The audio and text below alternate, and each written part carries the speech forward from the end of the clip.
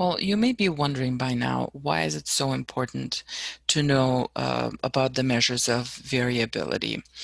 And besides what I already told you in the previous video, um, it, it can tell us a lot about our data set. So let's review, before we discuss that, let's review those properties for all measures of spread. It says measures of spread are all greater than or equal to 0. In other words, there are no negative values for the spread, for the measure of spread. Values that are very close together have a small measure of spread. So a small standard deviation or small variance. There are other measures of spread though, but we're going to be focusing on standard deviation and variance mostly. Also range. Um, okay, we'll talk about others if we need them later. And also values that are very far apart have a large measure of spread. So we could basically tell the shape of the distribution, how wide it is, by looking at the measures of variability. So this is one thing that's useful. Another thing, we can predict how much data we're going to have if we deviate from the center. So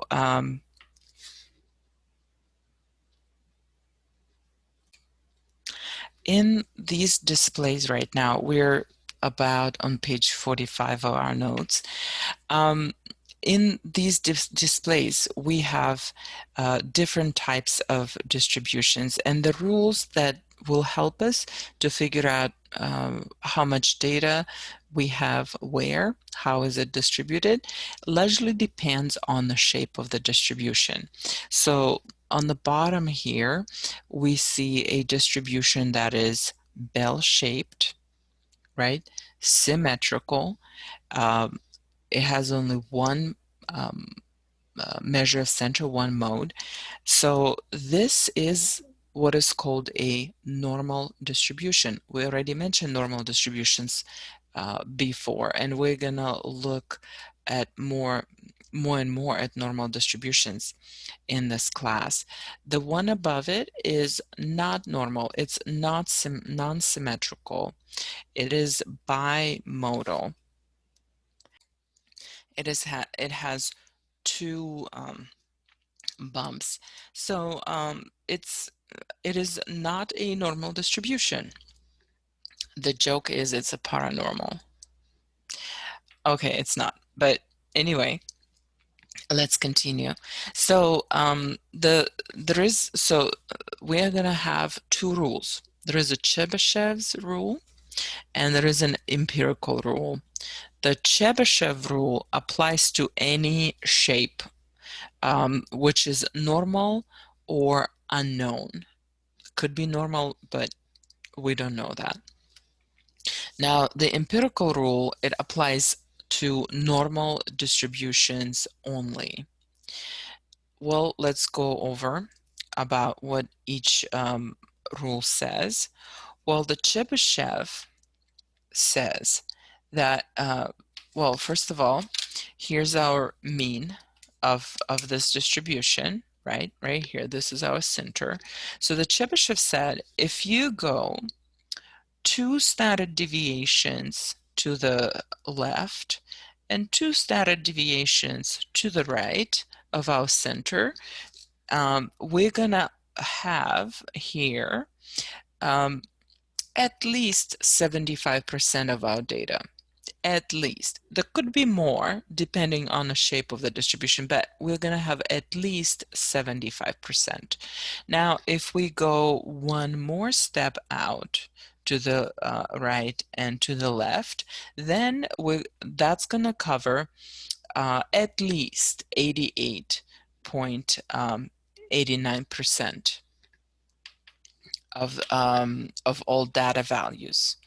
From this point to that point, that's 3 standard deviations away and to the left, and this one is 3 standard deviations away to the right.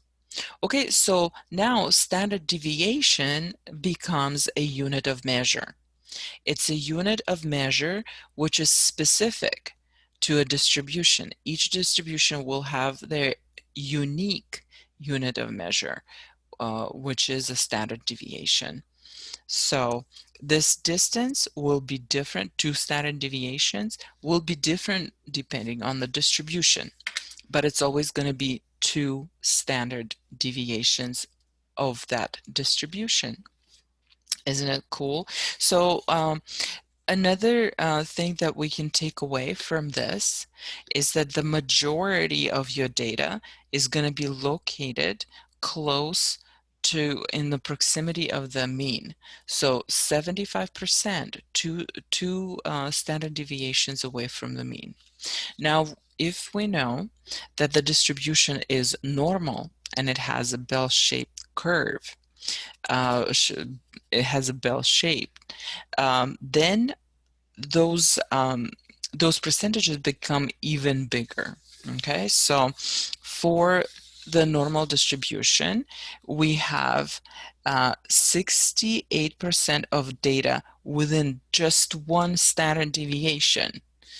See, here we had 75 within two standard deviations. Here we have um, 68 just within one standard deviation from the mean.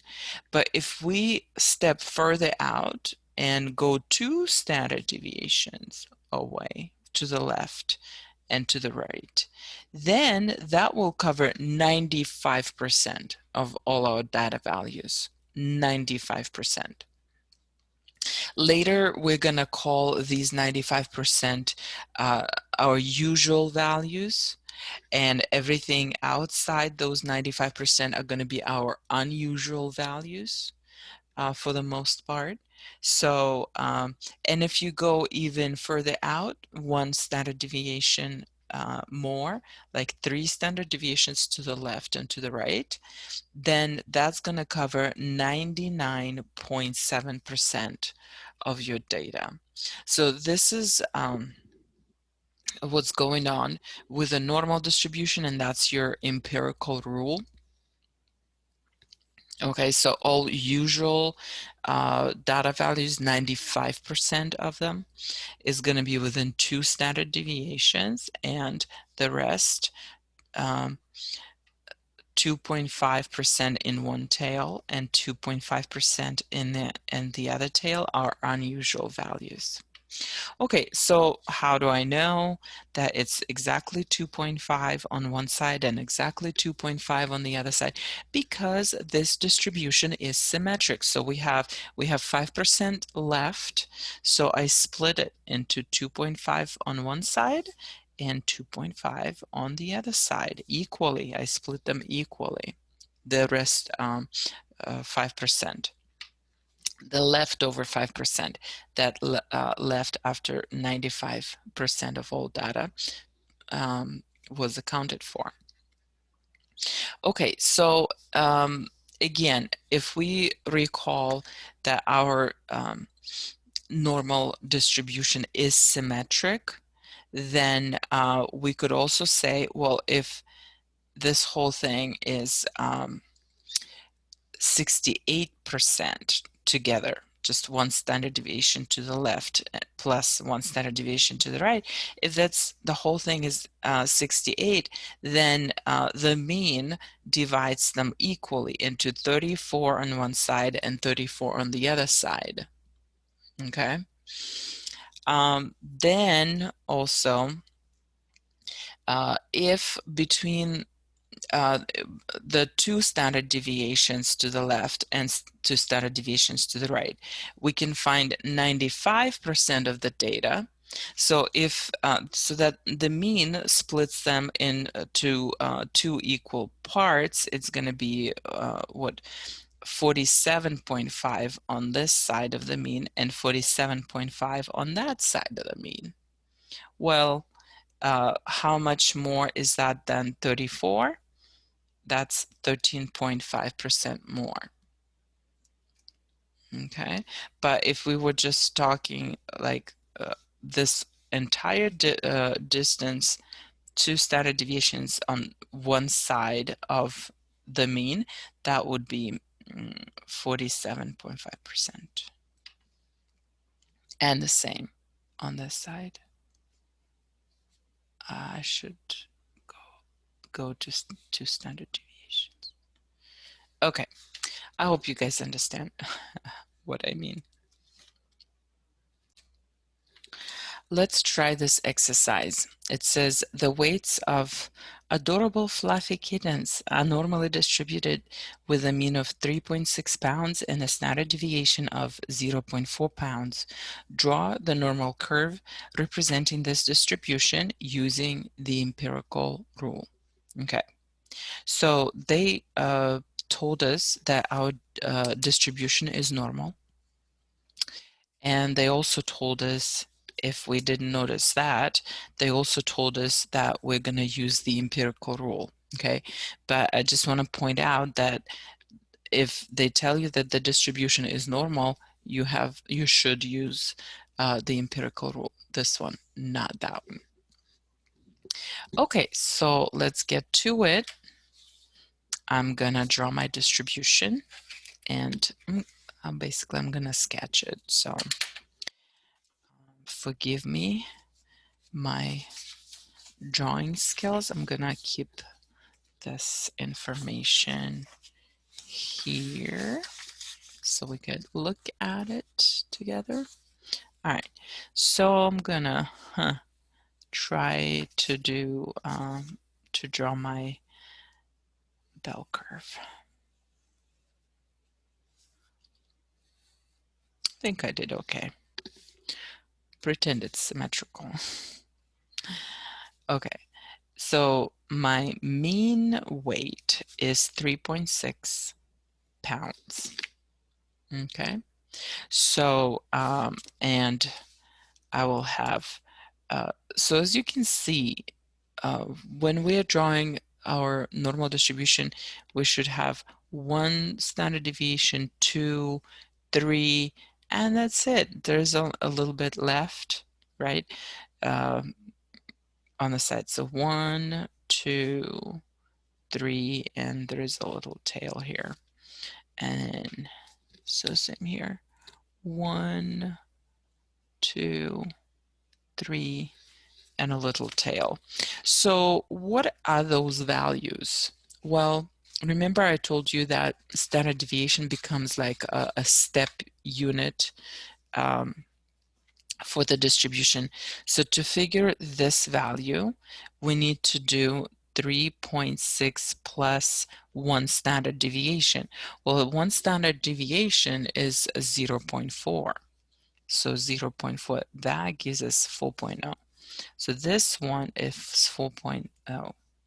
Now, if we go to the other side, that's the numbers are going to be decreasing. So this is 0.4 less than 3.6. So we're going to calculate it by subtracting 0.4 from 3.6. And that gives us 3.2. And now we're gonna do this for the other values. So we're gonna have 3.6 plus 1 step plus another step. That's twice 0.4, and that will give us 4.4. Okay, so 4.4 to the right, and let's do one more. So when we do one more step here, that's plus 0.4, and that's going to be 4.8. Okay, so this point is 4.8. Okay, so now let's go into that direction. So we're subtracting 0.4s. So 3.2 minus 0.4 is 2.8.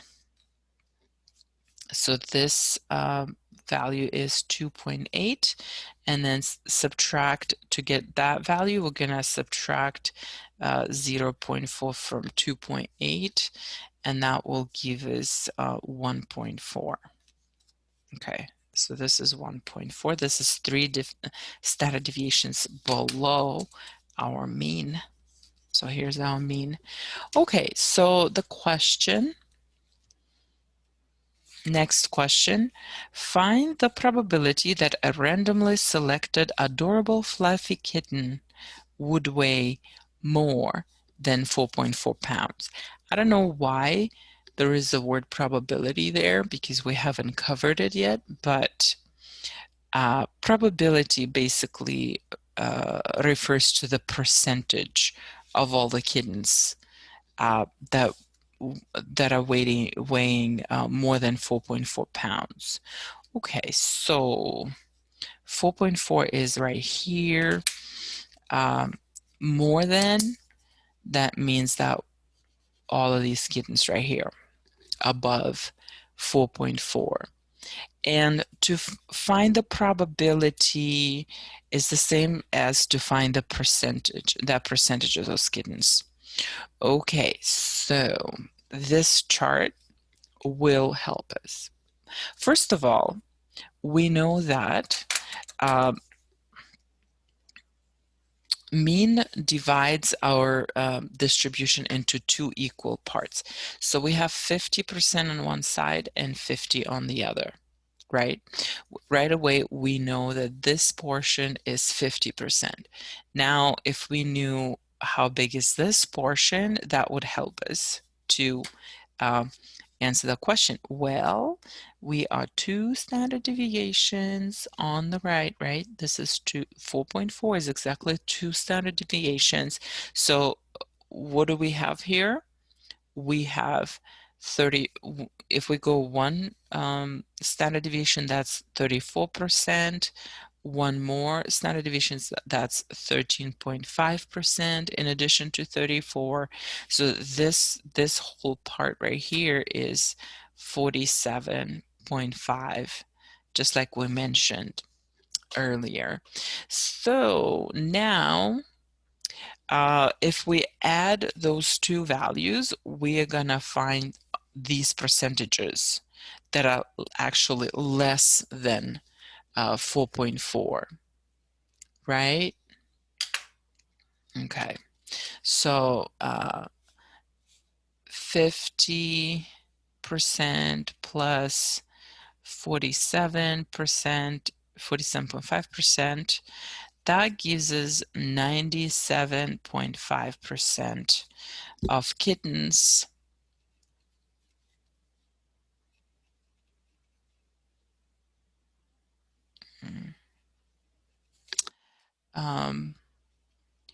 would weigh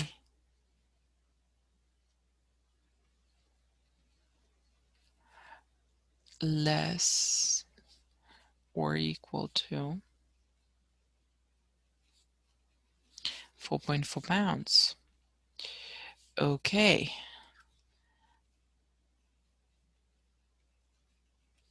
So we found what percentage of kittens would weigh less than, well, what percentage would weigh more? All the rest of them, right? The total number of kittens is 100%. The totality of things is always 100%, right? So if 97.5 weigh less than the rest, meaning 100 minus 97.5% will weigh more. So that's 2.5% weighs of kittens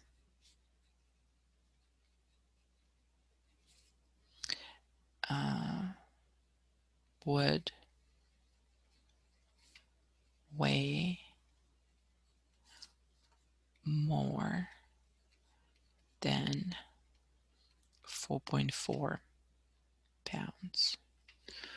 Okay, I guess that's you guys understand how it's done. Now, some of you may ask, okay, couldn't we just look at this chart and say that in this tail we have 2.10 2.35% and also 0.15% and could just add those numbers?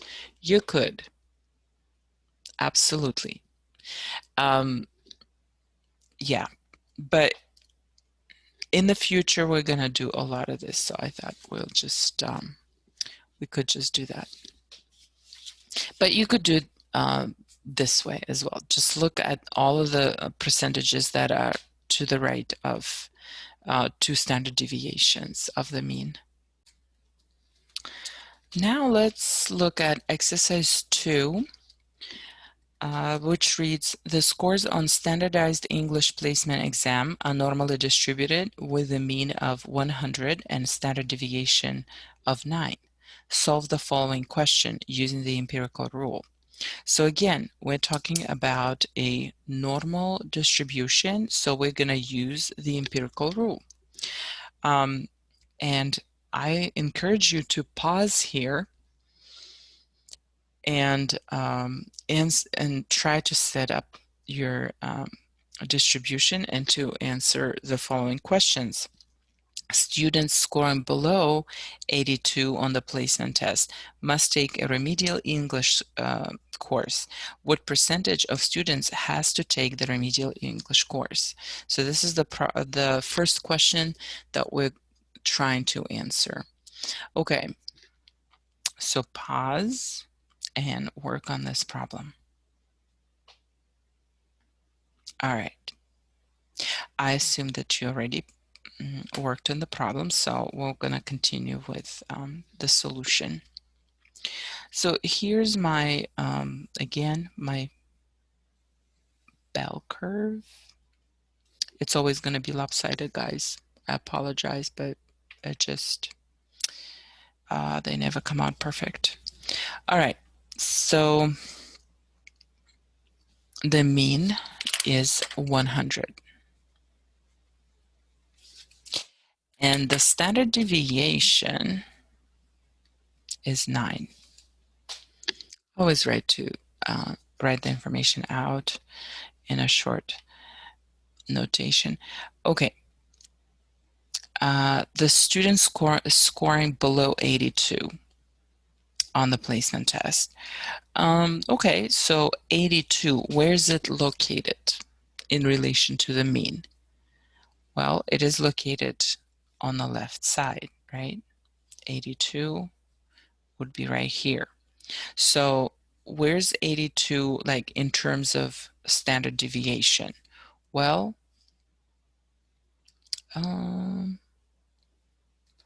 one actually, so one standard deviation down from 100 is going to be 91.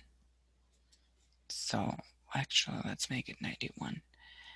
And then one more standard deviation minus 9, again, that's going to give us 82. So 82 is basically 2 steps, 2 standard deviations to the left of the mean, right? So it's minus 9. It's 2 standard deviations.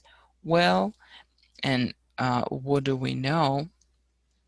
It says students scoring 82 must take below 82. So the key word here is below 82. So we want to know how many students are here. Okay, what percentage of students are below or on the left side?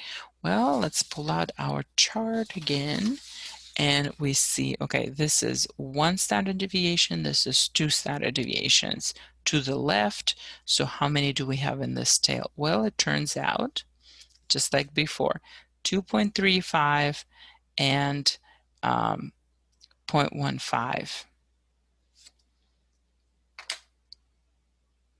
0.15. Okay, so that gives us 2.5% again.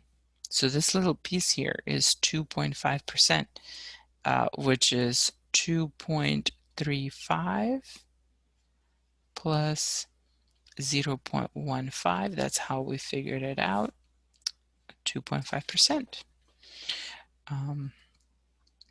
Okay, so 2.5% of students has to take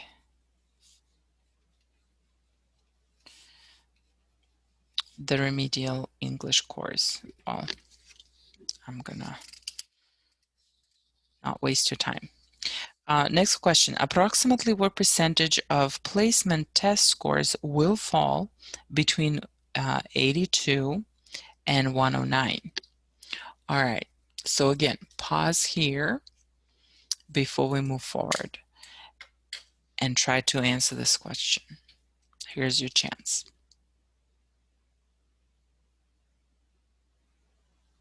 All right. And I'm going to assume that you already got your answer, and let's compare. Let's compare our answers. So 109, where is it in relation to 100? Well, it turns out that it's just one step to the right, right? So plus 9 into this direction. So that's one standard deviation to the right. Okay, that's the location of 109. Now let's read again. What are they asking? Approximately what percentage of placement test scores will fall between 82 and 109? So 82 is right here, and 109 is here. So they want the percentage, this percentage right here between those two scores. Okay, so again, let's think about what do we know. Pull out the chart,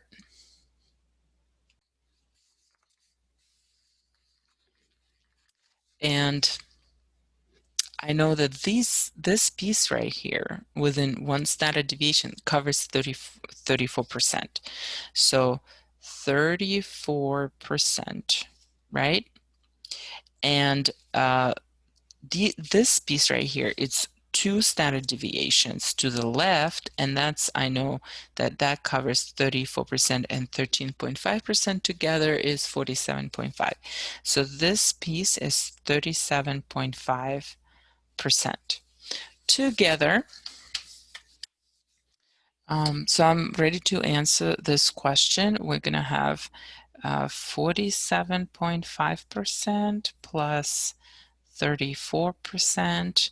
That's going to give us 81.5%. Okay.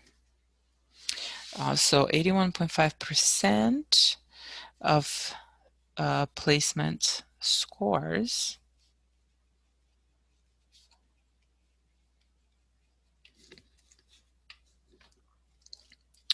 will fall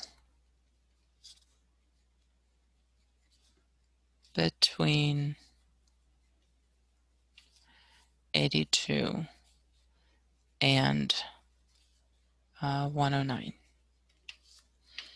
Okay, and the last question about this setup. The top 16% of students will be placed in honor English class. What score must a student get on the placement test in order to be placed in honors English? So it says the top 16. All right. So the top 16, I'm going to draw a new distribution. It's the same one, just this one got really dirty. So the top, when they're saying, phrasing it like this, top 16%, that means it's on the very right side, right here. So on the right side, it's a right tail. Okay, so this tail is 16%. Now, can our chart tell us anything about 16%? Well, we have 0. 0.15% plus 2.35, that's 2.5 together, not 16. If we add, what if we add 13.5 and 2.5? Well, that's exactly 16, yeah. So right here, the cutoff will be right here at 1 standard deviation to the right of the mean. So 1 standard deviation to the right of the mean is going to be plus 9. Standard deviation is 9, so it's 109. Okay, so that means I did not